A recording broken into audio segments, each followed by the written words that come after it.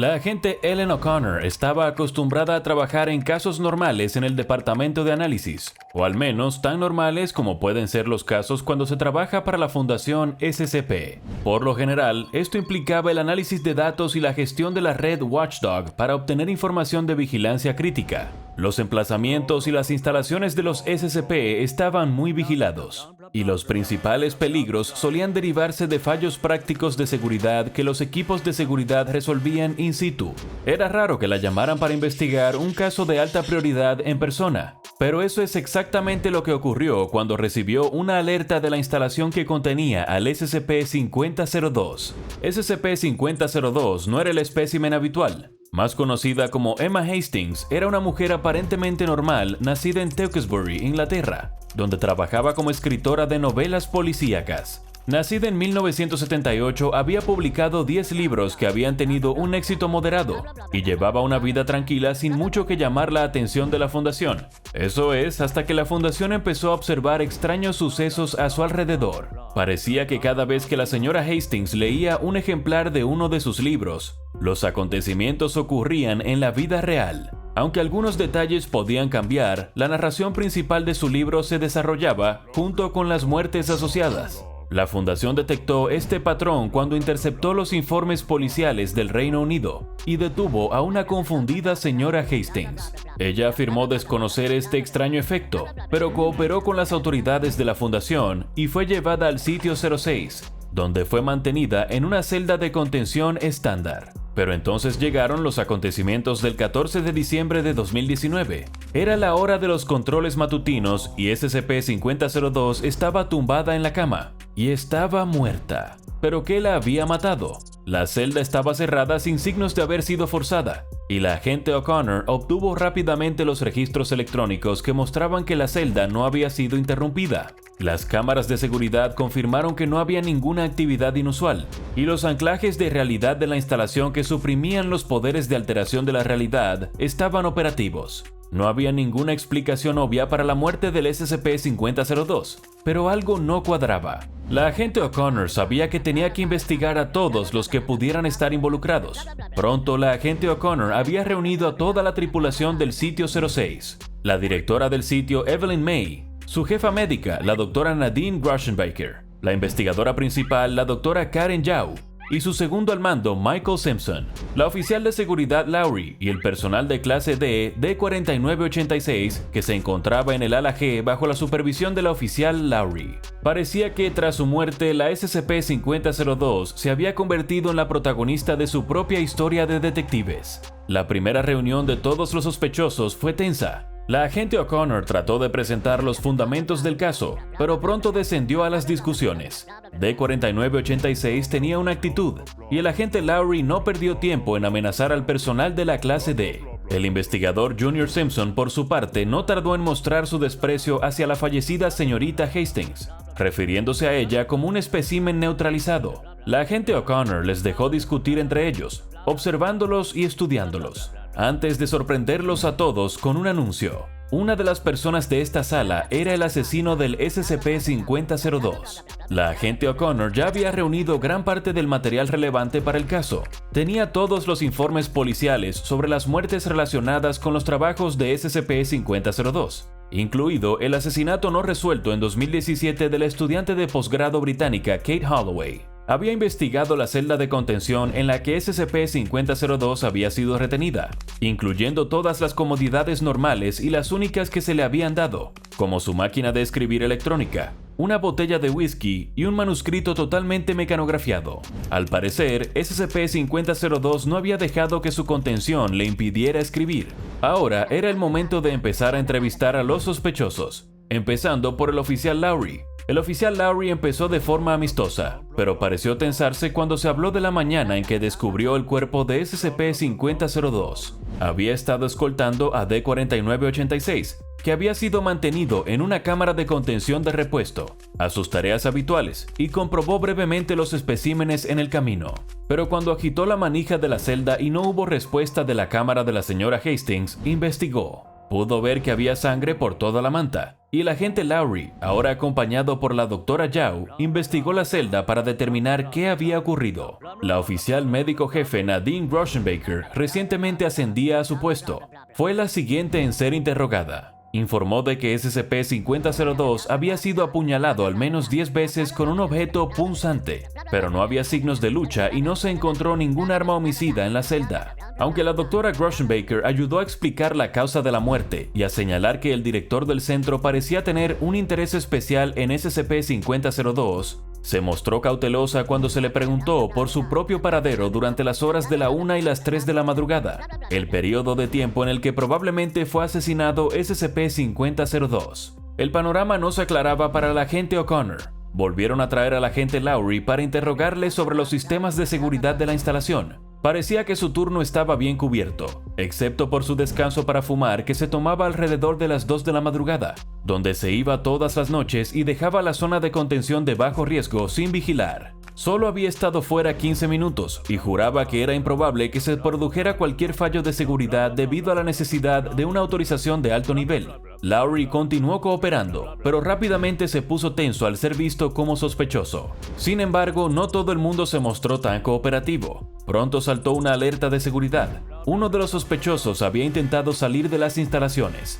Rápidamente fue identificado como el investigador Junior Michael Simpson, y su lugar en la lista de interrogatorios se adelantó. Se mostró beligerante y se negó a dar información sobre el motivo por el que necesitaba salir, y afirmó tener una coartada. Estaba trabajando en su tesis durante el momento del asesinato. Confirmó la historia del agente Lowry de que había intentado despertar a SCP-5002 por la mañana, pero afirmó no saber nada de un cuchillo de cocina encontrado en el lavavajillas de la cocina del personal, convenientemente limpio de cualquier sustancia identificadora. La agente O'Connor puede haber encontrado el arma del crimen, pero el asesino había cubierto sus huellas. El investigador Junior Simpson dejó una cosa muy clara. No le gustaba la SCP-5002 y no lamentaba especialmente su muerte. Veía a todos los SCP de la misma manera, como especímenes inhumanos que no merecían ningún respeto. Había trabajado mucho con ella en las pruebas, pero eso no parecía hacerle cambiar de opinión. Sin embargo, tuvo palabras amables para su supervisor, la doctora Yao,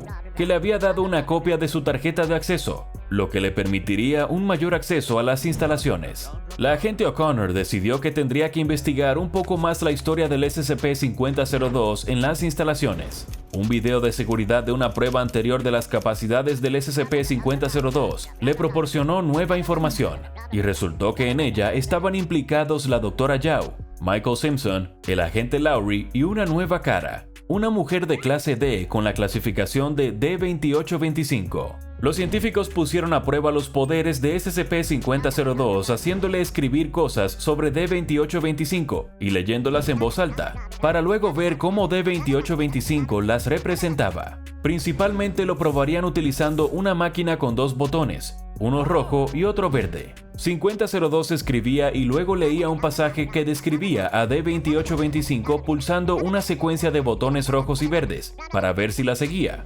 2825 siguió la secuencia exactamente como SCP-5002 la había escrito, pero solo una vez. Si SCP-5002 la volvía a leer, no se producía ningún efecto. Si bien funcionó cuando se redactó parte del texto, pareció hacer que D2825 se sintiera profundamente alterada y confundida, como si la estuvieran manipulando. Tanto SCP-5002 como D2825 fueron conducidos de vuelta a sus celdas, pero no antes de que SCP-5002 formulara una pregunta inquietante. ¿Y si D2825 hubiera sido retenida cuando se leyó el texto? La investigación se trasladó entonces a la doctora Yao, que había trabajado más estrechamente con SCP-5002 que nadie. La agente O'Connor preguntó por el libro que SCP-5002 había escrito mientras estaba detenida, y le dijeron que trataba sobre la vida de un personal de clase D. La doctora Yao dijo que había sido muy diferente de sus obras normales, y descartó una de las teorías de la agente O'Connor. No había nada en el libro que se pareciera a los acontecimientos de la muerte de SCP-5002.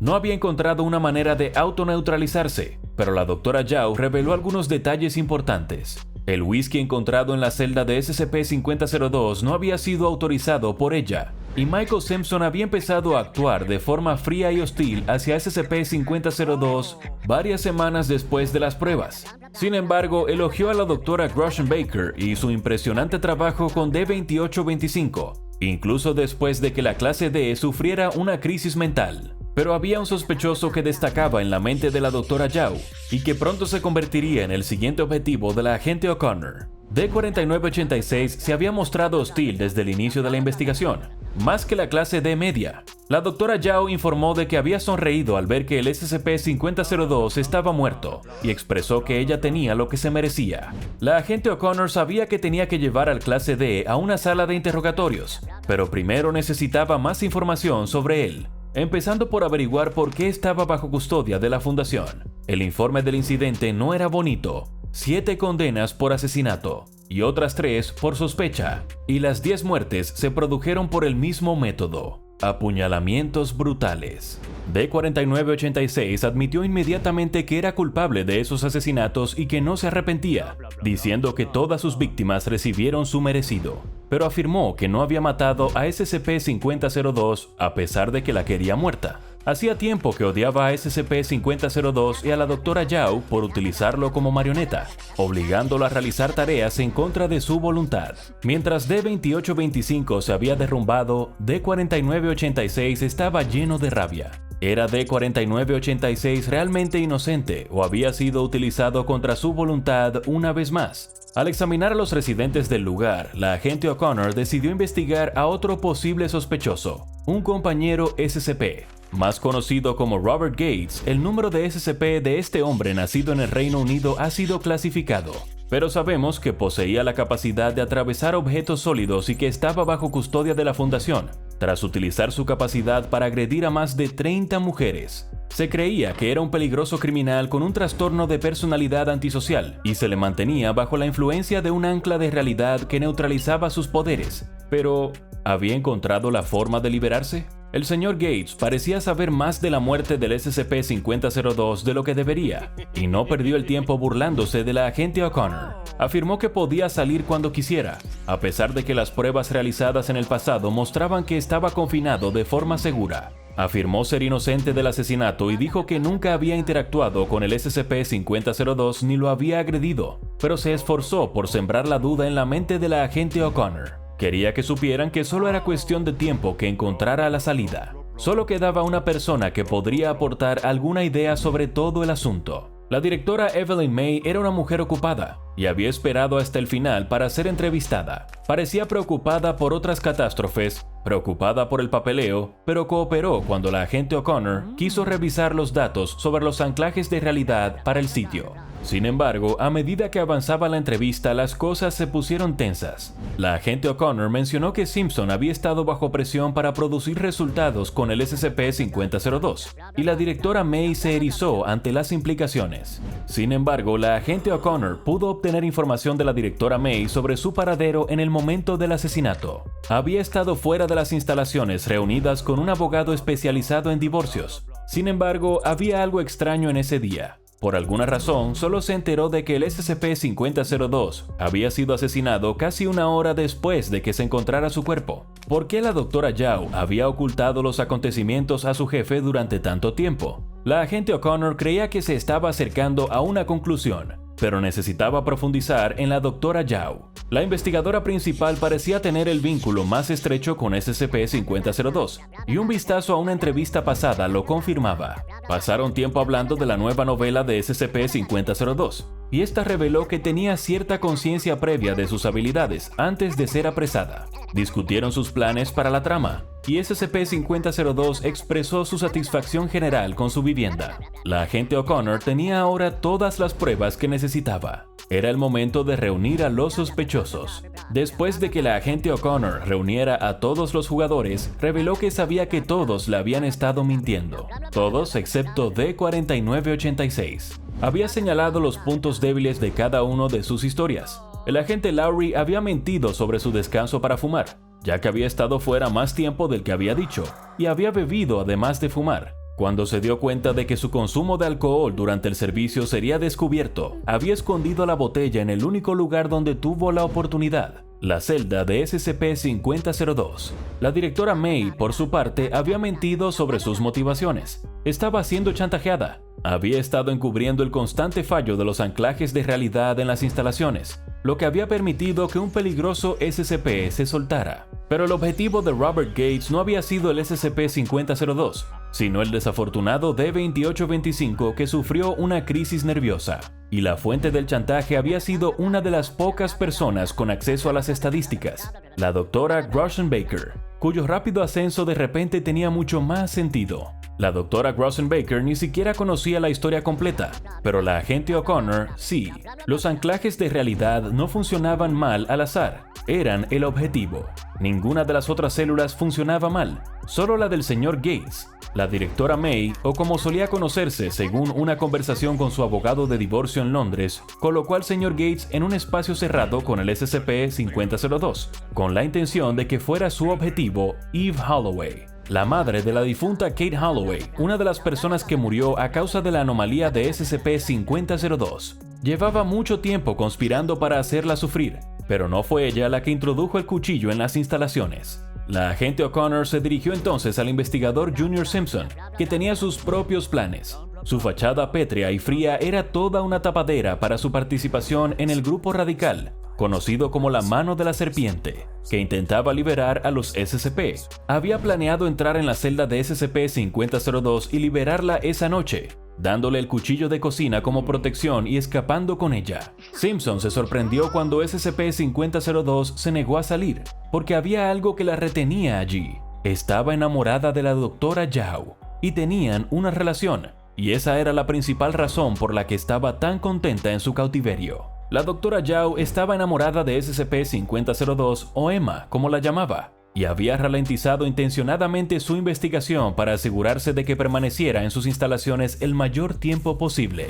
Había estado editando las imágenes para mantener sus encuentros en secreto, y habría funcionado si la agente O'Connor no se hubiera dado cuenta de las marcas de tiempo mientras investigaba el misterioso caso de la botella de Jack Daniels. Parecía que había muchas personas con motivos ocultos, pero ninguna de ellas con una razón para matar a SCP-5002. El patrón de la sangre indicaba que SCP-5002 había sido apuñalada de pie, no mientras dormía, y luego arrastrada hasta su cama. No fue un asesinato por emboscada, probablemente hubo un enfrentamiento, y después de eliminar a todos los demás sospechosos, la agente O'Connor había reconstruido la cronología de los hechos.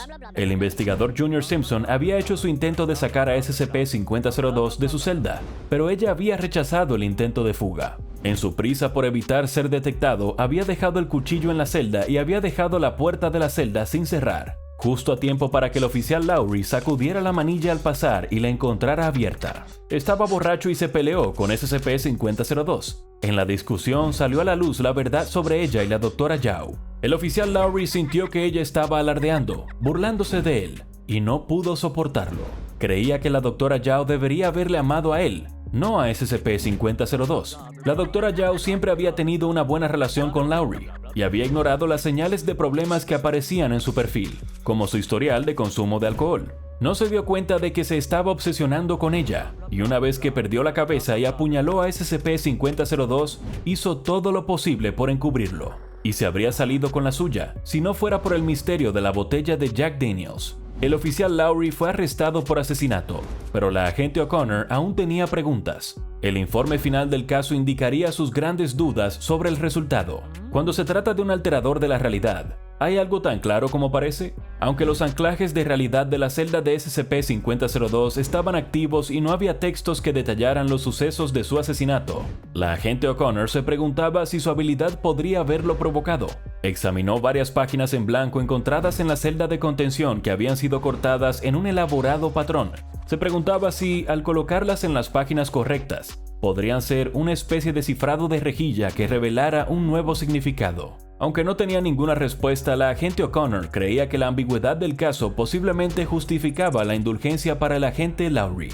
Pero aún le quedaba una gran duda. En un mundo de especímenes como SCP-5002, que pueden reescribir la realidad, ¿cuánto de la historia de cada uno es realmente suyo? Para saber más sobre la compleja naturaleza de las historias de nuestras vidas y cómo pueden ser influenciadas, consulte SCP-4001, Alejandría Eterna, o vea SCP-343, Dios, para conocer lo que podría ser el más poderoso destructor de la realidad bajo la custodia de la Fundación.